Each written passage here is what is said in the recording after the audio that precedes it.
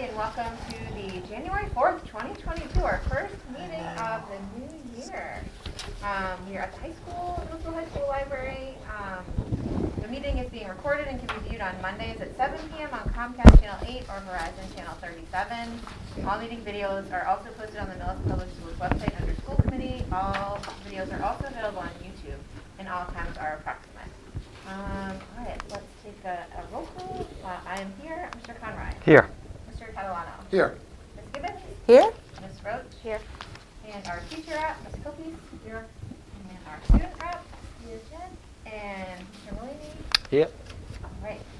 Judy, has anyone signed in for open session? No. Okay. All right, we'll move on to our action items. Consideration to approve the December 21st, 2021 school committee meeting minutes. Madam Chair. Mr. Conroy. I make a motion that we approve the December 21st school committee meeting minutes as presented. Second. So moved and seconded. Further discussion? All in favor? Aye. Consideration to approve the Accept Board of Directors voted to increase the balance of their capital reserve. That was the one that, Yeah. if you don't have to vote to approve it Okay. if you're in agreement. No issues? I have no issues with that. So we don't need to do anything, apparently. If we do want to change it, we have to vote to disapprove it? Yeah. Okay. Does it look better if we vote it? Are we, by kind of just not doing it, are we just going, are Yeah. most districts just going to do that? Yeah, it sounds like, from what I heard at the Board of Directors meeting, it seems like it's just... So there's no visual to us not? Right, yeah, Okay. yeah. I got no issue with it. Okay, so moving on to the student rep.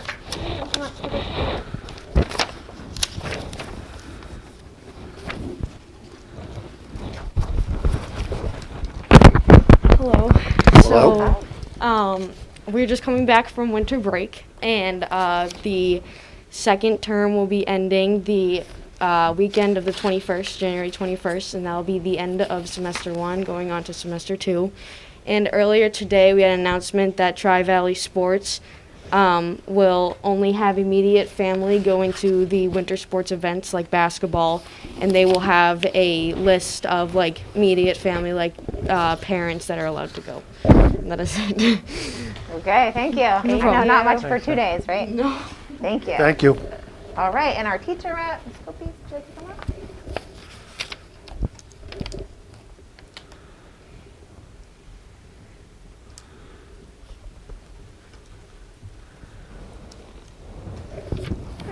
So the Clyde Brown has a new math tutor beginning this week, Jeanette Cade. She is in addition to the tutoring staff and will provide support to the students. And the Clyde Brown would like to thank the Millis Police and Fire Departments, the AMVETS, and the CFB staff for working together to provide support for so many families this past holiday season. At the middle school before break, the grade 8 did the Charles Dickens A Christmas Carol. The students performed their versions of A Christmas Carol and streamed the Providence Trinity Rep Theater performance into the auditorium, as opposed to obviously going and seeing it live. And it appears that Kelly Rao has written an article to help teachers manage their stress and improve their lives, and it is published on truthforteachers.com. So if anybody wants the link, you can reach out to Kelly for that, or to Chris. At the high school before break, the AP Lit students, in preparation for reading Frankenstein, actually served as their own little Victor Frankensteins and created creatures from recycled materials.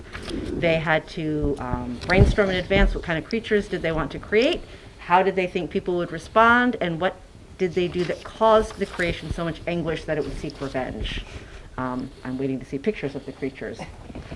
The senior projects are in full swing, and our update, this one comes from Crystal Flint. You may have noticed we have some taped off boxes out in the hallway out there.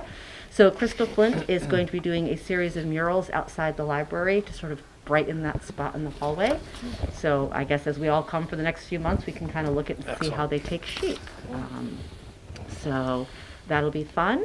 And from the transition, the TIES program, since last month, they've had one student secure a volunteer position at the Bethany House in Millis. That will continue until the student turns 22 this month and has to leave the program. And another student has just begun a paid job at Brothers Market in Medfield, while someone else has completed their admissions program to the Bridgewater State University Excel Partnership. So they're looking forward to creating more volunteer and paid opportunities for their students.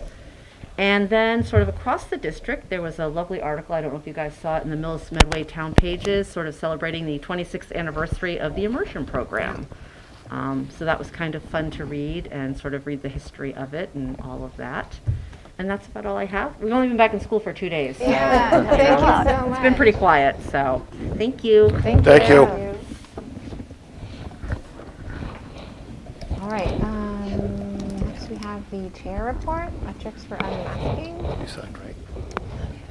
I think I can Yeah, go ahead. just give you Yeah. the kind of the COVID numbers where Yeah. we're at. Please do. Overbreak.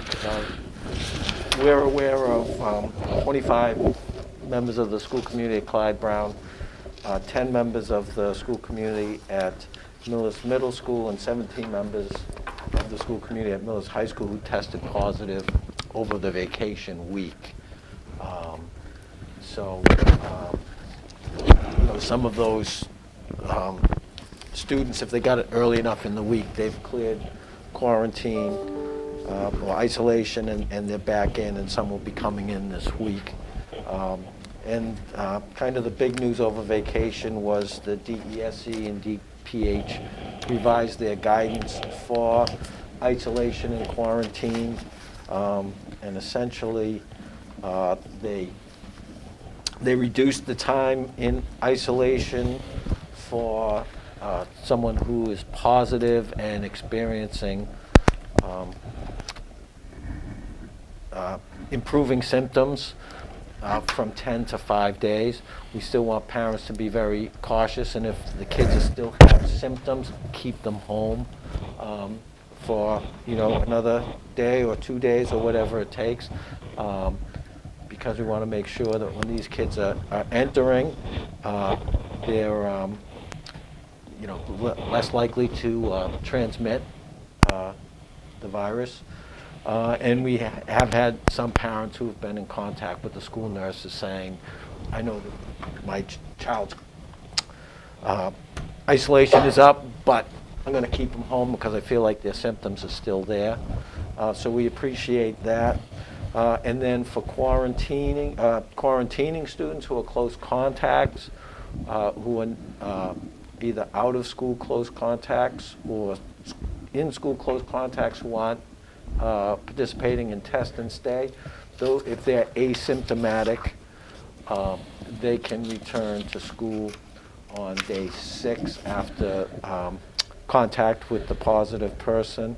They have to adhere to strict mask guidance and monitor their symptoms for 10 days. So it is a significant change in the guidelines from the state. So we're going to watch that very carefully, and we've reiterated to students the importance that we make sure we're wearing the mask properly and following those guidelines.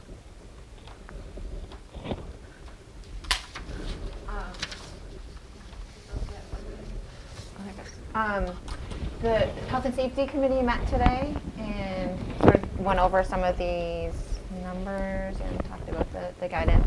And one of the things I just want to reiterate is when your student comes back day 6 to 10, either from a close contact or COVID positive that has no symptoms or better symptoms, they have to wear their mask at all times, including outside, except when they're having a snack or lunch. Is that the summary of Health and Safety Committee meeting stuff too, right? Yes. Anything else to add? As Jen had said, there's a new guidance for athletes right now in athletic events. Families can only come, there's no student fan section at the moment for the next couple of weeks once hopefully the cases go down. Right, yes, and there's a couple of things that the Tri-Valley League voted earlier today to restrict attendance to family members from both sides for for at least the next couple of weeks. I will apologize if there was confusion and people didn't get the message. It did, come up pretty quickly. In addition to that, Mr. Grant has included a memo in your packets regarding spectator, player, and fan masking policies. And again, there's a number of schools that have paused their season, have suspended games, have eliminated spectators. We're trying to make it so that our kids are able to play safely and in front of their families. And hopefully, if the rate of cases goes down as fast as it went up, maybe we can, the league will come off that spectator restriction in a couple of weeks. I just want to reiterate that it was a league decision. It's not a Millis decision. This is something that the whole league is doing. All this information is coming at us fast and furious. So as Bob said, we're trying to get it out to you as quick as we can, as best as we can. There might be some snags along the way. So please try to bear with us a little bit on that. Are they going to be live streamed for student fans to I watch? believe they are. Yeah, they're all of them. All the Millis games are on the NFHS National. network, and most of the Tri-Valley League is on or has either a YouTube channel or some other mechanism of Facebook Live or something that virtually all the Tri-Valley League games can be seen live streamed. Excellent. Maybe we can put that on the website or somewhere. People can- Maybe the students already know. I don't know. I mean, that Reminded, doesn't hurt. NFHS is a subscription. It's like Right. $10.99 a month. So that's the only downside, but it's it worked really well last year when nobody could go to any. Right. And it's helpful this time.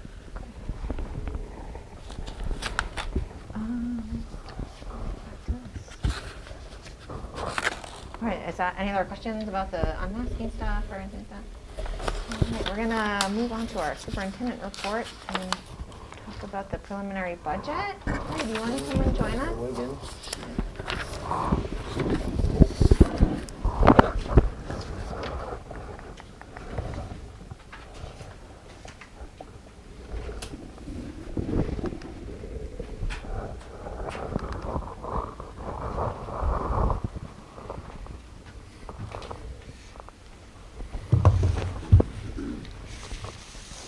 Good evening. Good evening. Good evening. So, we're still obviously early in the process. And just as a reminder, we usually have about 12 iterations of the red, white, and blue sheet. This is number 1.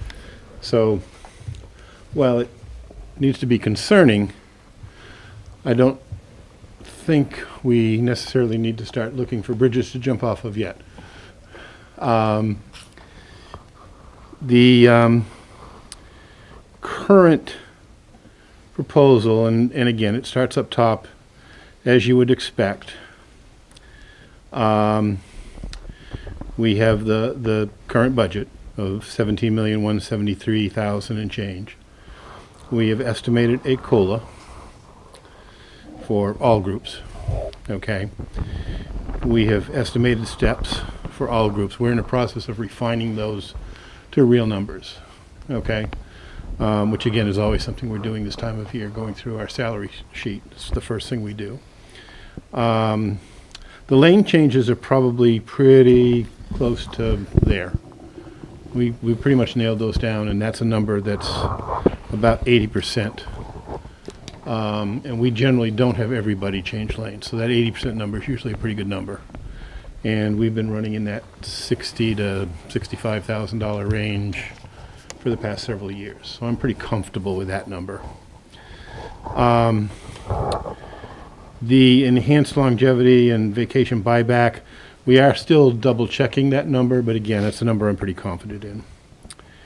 Right now, there's no ed reform increase, but if you look up to the COLA and the steps, what the COLA and the steps may move down into ed reform, because we may not finish negotiations, or we may not anticipate finishing negotiations in time for the budget. So obviously, we're going to be moving some money around to make sure that it exists. And the retirees, we've pretty much, we're pretty sure about the retirees numbers and the budgeted difference. So we've budgeted for different positions, different levels of where we expect to refill that position at. In some cases, higher than others. So that's a total salary increase of $588,000. The expenditures, the big one obviously is special ed out-of-district tuition. We've taken a huge hit this year. And that does not include an estimated, or estimated is the wrong word. What generally happens is there's a 4% on average increase with all the different out-of-district placements. Could be less, could be more this year, but I don't think it's going to be less. I think if anything it would be 4% or higher. So that's a number that's still out there as a possible addition to this. But that's right now $500,000. We're not anticipating prepaid tuitions at this time. It would help us, obviously, if we're able to achieve that, but we're not anticipating that. The middle school social emotional learning program that we're starting this year with a grant is a #1 priority for us, which is why you don't see it as an add-on. One way or another, we're going to have to keep that program going. So right now it's showing up in the red, white, and blue sheet. There are some options that we talk about on the next page.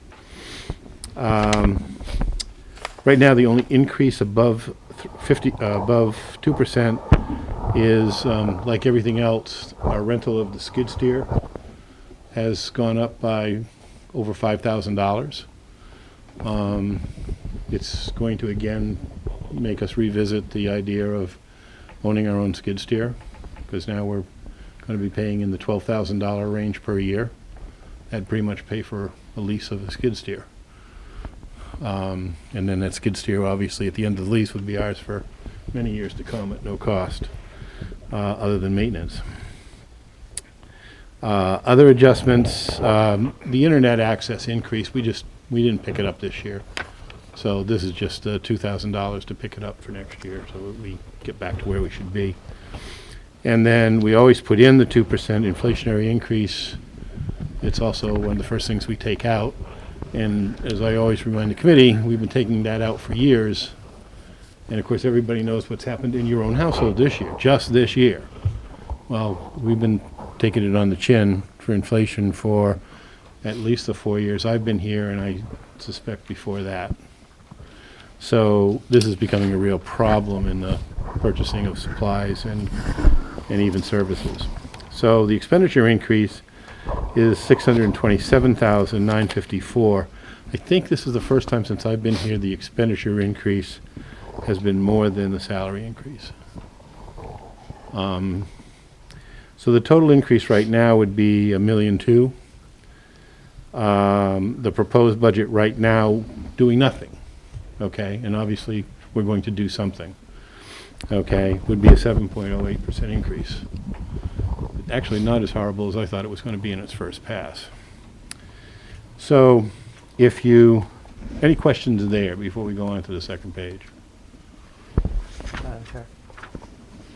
It's not a question, I just want to highlight the out-of-district tuition of $500,000 increase is, we talk about it every year as these are things that can change. I mean, that's the difference between us being at a 4% Yes. and being at 7% right Exactly. now. Right. Like, Correct. that's just, this is by and large an out of our control expenditure projected that, I mean, it's just that's what we're living with. You're absolutely correct. It's a federally mandated program. We cannot control this. We can't control what the out-of-district placements charge us. Those rates are set by the state of Massachusetts. In rare instances, though I don't think we have anybody going out of state, they would even conceivably be set by another state. And you're right, take that amount out of there, and we're pretty close to our 4%. I would also say it's one of those things that you live by the sword, you die by the sword, because there have been past years where we've gotten savings in this area. Absolutely. But unfortunately, we can't bank the savings. One of the things that I think I've talked about before, but maybe not, is some communities, many communities actually, have, this is probably not quite the right term, I'm probably thinking of the New Hampshire term, but basically a special education trust fund. And basically, it's a fund that is set aside, usually funded by money that is from fund balance or sometimes even by warrant article. And it basically sits there for times like this. And so that it's some fund that you can draw upon when you get hit hard, because again, that's the only way you can really set aside money for this type of rainy day, so to speak. Other questions or comments? So on the second page is basically I want to stress this is a first, because basically I'm never going to propose something to you unless I can propose a solution, no matter how draconian it might be. And I want to stress that the administration has not had a chance to fully, vet their own ideas. Okay, so we're working on that now. We're going to have an administrative meeting next week, Bob? Yes, next week, where this is on the agenda. We're going to be talking about, different options that may be out there for us to obviously reduce the budget. But so we have our proposed budget that you saw on the first page. Our target budget is $17,860,576. So that means we have $529,000 to reduce. And then you can see that right now I've eliminated the 2% inflationary increase. I've reduced the contracted services for buildings in each of the buildings, albeit I have a typo at the high school. Essentially, in looking at the historical numbers, I think we can probably get away with that for a year. But I certainly wouldn't want to do it for multiple years. I think we would be able to move 2 drivers back to the transportation revolving. Can't move all the drivers back there that were there, but I think we could move 2 back. That's $43,000. I talked about the SEL program, which is something we really must continue. Okay, we must serve those students. Talked about moving that teacher either to choice, or it's possible that we will have some remaining money to fund at least part of that from ESSER 3. Because ESSER 3 does span this fiscal year and goes into part of next year. So between the 2 of those things, we may be able to fund that way. But one way or another, it will come off of the operating budget number. We've talked about adding a paraprofessional to the 240 grant. That's the IDEA grant. We've talked about cutting your expenses by 10%. Legal services by 10%. Next year's not a negotiating year, so typically we usually can take a reduction in legal services. Limiting the overall software purchases to $120,000. We think we can do that. The Director of Technology and the Director of Curriculum are actually doing a lot of good work right now to try and nail down, all right, these are things that we maybe have been carrying, and because we've evolved to other things, we can let those things go. So they're doing a lot of good work in that area, so I think that's going to be a very achievable either way. Reducing the tech replacement lines by 10%.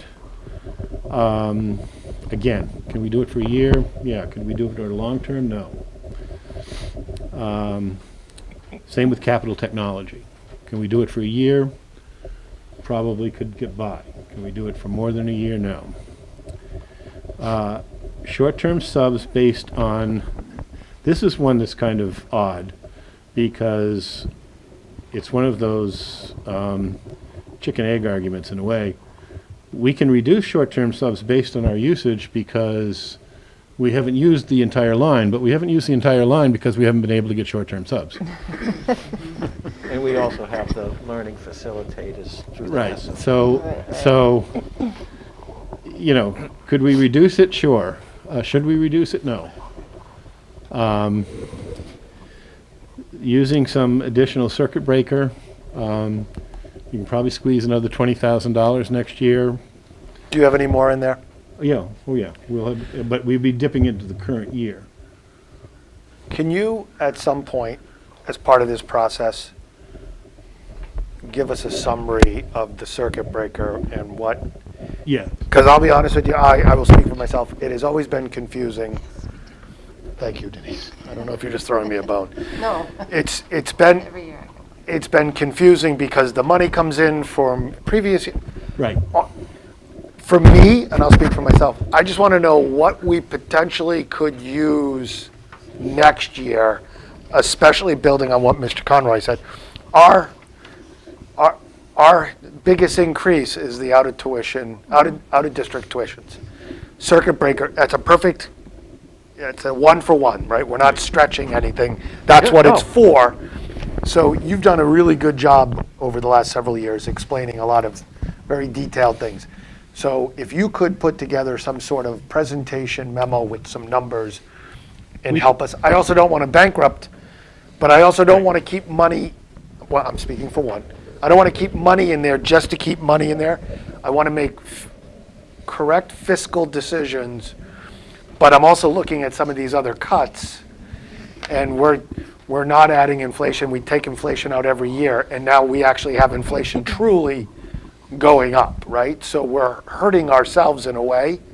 So if you could help explain that a little better as this process goes. No, I think we can do that. I think I might enlist my partner in crime, the director of student services, and the Whoever two you of need us to bring. maybe together can present both an explanation of how it works, and then we typically have given you a history, but we've never really given you sort of the look forward.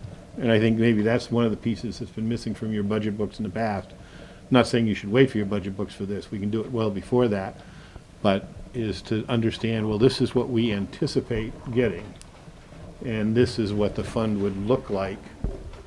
And So a history and a Right. projection would be a history and a great. projection. So I think the projection is what I'm sort of hearing would be useful as part of that analysis. I would equate this conversation to a conversation that we've had extensively prior to you getting here about school choice, right? Yeah. And we've had multiple pulling out the hair on the edge of the cliff kind of conversations about what do we get the balance down to, what can we live with, let's make correct decisions. So I would equate this starting conversation about this to Yep. where we were with choice, And I don't know, 8 years No, I ago, think- 7 years ago?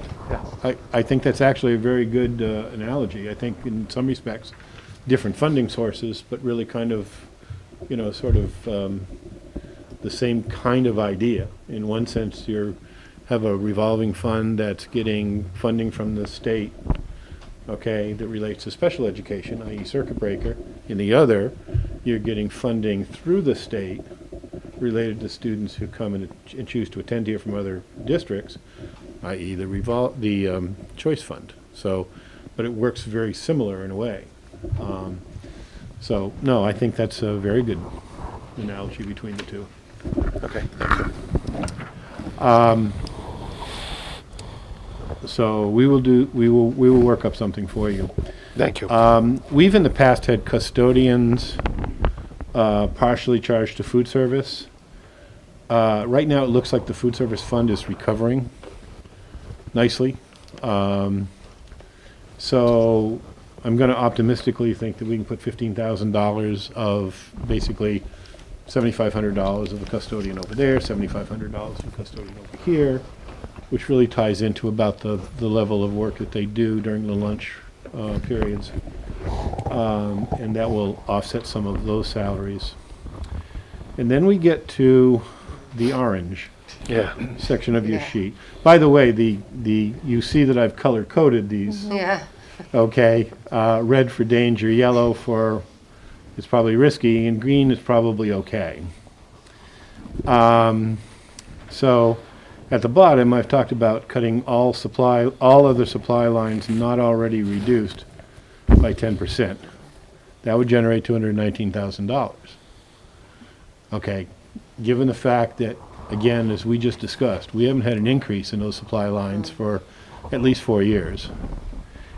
And then now we're talking about cutting them by 10% in a year where, you know, in December we had 6.8% inflation. That's going to put a real crimp on what, you know, we can do. And again, we're not talking just, you know, books and paper. We're talking about these supply lines include oil, electricity. I mean, these include some very necessary things. So that's, you know, that's definitely in the red. And then really to bounce it all off, and I've done this before, maybe even done it here, but I know I've done it in other districts, is I say, you know what, I've got $25,000 to go, and I basically say, trust me, I'll find $25,000 more somewhere. I don't know where. I can't identify it right now. But my job is to get you to 4%. And if I get that far, one way or another, and I need $25,836 to go, then I'll find it. But right now, I don't know exactly what it would be. Again, I don't want to overstate the term draconian in this recommendation, and this is why this is very preliminary. Okay, I think we can come up with better solutions. I think we can come up with, you know, hopefully things that there's less red. There may still be a lot of yellow, but hopefully there'll even be a little bit more green. And you talk about risk factors. And then the third page, it was just a couple of notes, which are going to affect this as well. The first is Bob and I got letters from Norfolk Aggie, basically indicating that there may be a possible tuition increase from $2,200 up to possible $5,500. Now, if it goes up that high, that's a possible increase of $36,300, which is not 110%? yeah. What exactly are they doing for 110%? Aren't they not regulated? Can't they just? Correspondence Correct. mentioned They're a not deficit regulated. that they've. And they're not regulated. They're They regional can- schools, so Right. It's the They- same as they can- Tri-County. They right, they can charge increase whatever their they fee want. whatever they want. yeah. And doesn't that If it was come off- Tri-County, I'd be screaming about Tri-County too. No, I have I have a family member who went there. No. That's ridiculous, 110%. Doesn't that come off the top though and not hit our budget? Like, No, doesn't the this town? one hits our budget. Oh, this Yeah. one does. It's Tri-County. Tri-County that Tri-County comes off the doesn't top hit our first? budget. Okay. And basically, if Norfolk Aggie is doing this to Oh, us, yeah. I'm a little concerned about what Yeah, what that Tri-County's gonna going to look do to like. this. The only potential upside is I think we've had from a financial perspective is I think we've had a decline in enrollment this year at Tri-County. Yeah, it So looks like we're going to may offset have. the cost per person increase. Right. That's ridiculous. So, I mean, I think that's a maximum that you'd be looking at in that regard. I agree with Mark. I think it's possible it'll be less than that, but nonetheless, it'll probably be some kind of increase. Again, not right now included in the red, white, and blue. Can we negotiate this? Not to the best of my knowledge. If you do sit at the negotiation table, have them bring 2 llamas, send 2 llamas over. Llamas? Yes, therapy llamas. We can put them right out back. They can help with the grass cutting. Offset. There we go. That's So, ridiculous. I do know that we do check their list religiously. And last year, we did find a student that they had attending from Millis that was not our student. So that also, well, it's rare that we have that happen. We do make sure that the kids who are attending are truly. Vote early, vote often, right? Jody's good at finding those. And so I think, as I mentioned earlier, I won't belabor the point, that right now the out-of-district tuition at $505,000 is based on current year. with no increase. So a 4% increase would be about 63, about 4% would be about $63,000 more than what you see right now in the red, white, and blue sheet. And, Terry, you have any good news? Well, the two I llamas don't are have- potentially good news, right? I tested negative. That's a- Yeah, very good There you news. go. Terry, is the 500,000 just, is that based on what we have existing today with no? Yes. Now, No, That's what you just said. but that's one of the reasons we need to refine that, because we knew that, we do know there's some kids who are going to be aging out. Okay. All right, so that's going to affect it in a positive way. However, we also have had kids that have moved in, Right. kids that have developed the need for an IEP that were always our students, but I mean, the disability has developed and maybe become more extreme for those kiddos. And just in general, things like, this isn't so much related to out-of-district tuitions, but things like, SEL and other, parts of student services, there's a lot more children that are being impacted now than we anticipated a year ago. I guess I'd put it that way in a simple sense. Sure. And again, sometimes that's just the way it rolls in a district, particularly small districts.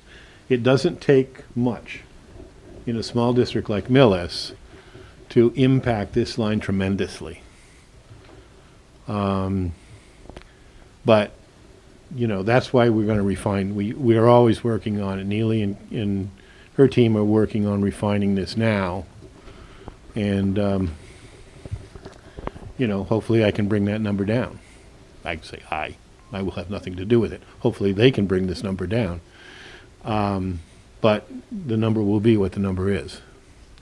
Yeah, I mean, this isn't a number that we can, Yeah, it's going to be what it's going to be. reality is reality. If Right. we have to plan on what there's not going to be a lot of, we can't hedge a whole lot on this. No. And again, I tip this number right now, for example, typically we usually budget an open placement as a contingency, about $60,000. We usually budget a transportation, which is usually about $30,000. So it's about $90,000 we usually budget that's kind of open. We've used that this year and then some. And, right now this budget doesn't anticipate that. So, I mean, if you look at the budget, we are staying within the lines, Right. right?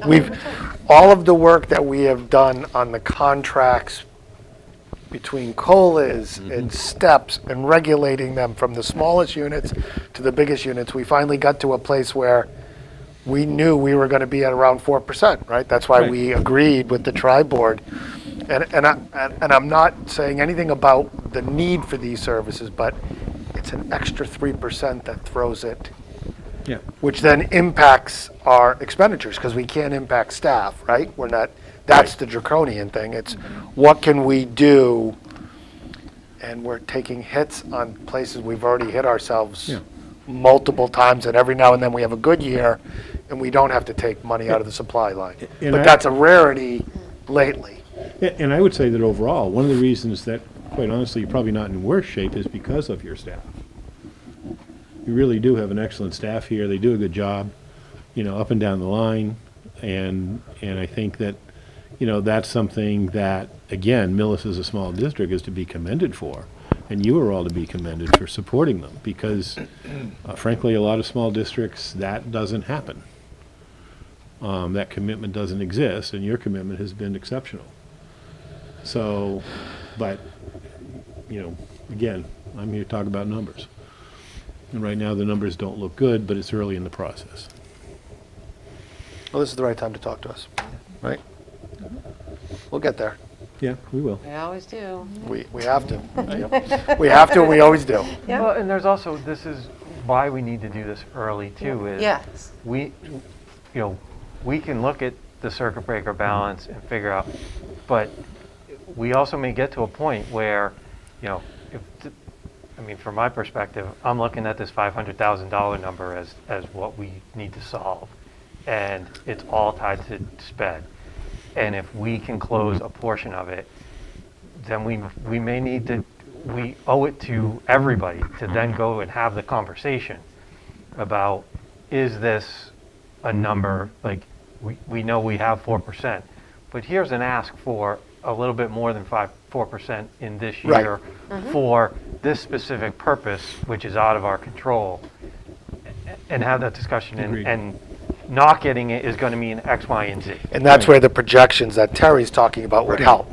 Where Right. you have a 3 to 5 year look, right, which Yeah. could change. Right. But at least you could say, look, this is not going to just be this year. It's next year, and the year after, and the year after. And we're going to stick with the 4, but these unfunded mandates, we're going to need more. Because we can only cut so many places, the non-salary, the non-staff cuts, before we just gut ourselves. And that's one of the things where, again, it's important for me to work with Neely on this, because one of the things, again, to remind you of how circuit breaker works, the circuit breaker is always working in arrears. Right. So the bad news is we got hit hard this year. The good news is the stuff that we got hit hard with this year means that we'll be reimbursed based on that next year. But the impact of next year, we won't get reimbursed on that until FY24. So there's some good and bad news in this whole process of doing our projections out. But yeah, I mean, I think you're right. I think we solved that, and we solved 90% of the problem.